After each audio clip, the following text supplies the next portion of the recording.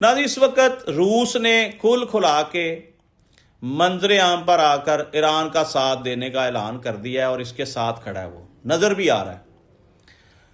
China इस वक्त ताकतवर तरीन मुल्क है पूरी दुनिया में, सुपर पावर चाइना। चाइना सारी टेक्नोलॉजी ईरान को दे रहा है।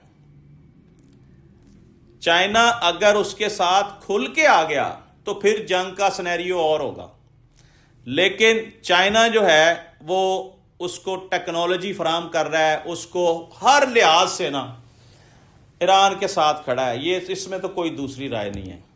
ये सारी बातें आप जोड़ लें तो अमेरिका बहादुर को घुटने टेकने पड़ेंगे। ये जो ख्वाब देख रहा है ना बड़े बड़े कि मैं जंग जीत जाऊंगा, मैं ईरान को खंडर बना दूंगा, और रोज़ धमकियां लगा रहा है कि आप सरेंडर कर दें, आप हाथ खड़े कर दें, हम जंग बंद कर देते हैं। ईरान ने ललकारा है कि हम जंग बंद नहीं करेंगे, आप आएँ हमारा मुकाबला करें। नाज़रीन एक बात यह मैं आपको बताऊं कि अमेरिका बहादुर हर दौर में किसी ना किसी जंग में मुलवस रहा है। पता नहीं इनको मज़ा आता है, पता नहीं ये कुछ दिमागी तौर पे फारग लोग हैं।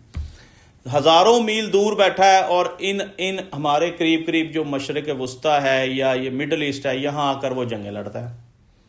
समझ से बाहर है कि इतना बड़ा मुल्क है, 52 स्टेट्स हैं इसके पास। आप समझ लें 52 ममालक जम है अमेरिका के अंदर, उसकी उनसे पूरी नहीं पड़ रही। और वो कनाडा को भी कह रहा है कि तू भी मेरा हिस्सा बन जा, तू मेरी स्टेट बन जा। शर्म नहीं आती, भूख नहीं मिट रही। हालांकि ट्रंप देखें को 80 के करीब इसकी एज है, नेतन्याहू की भी इतनी ही एज है, और इनको मौत का फिक्र ही नहीं है। ये अपनी कौमों को जंगों में झोंक कर अगले जान जा रहे हैं।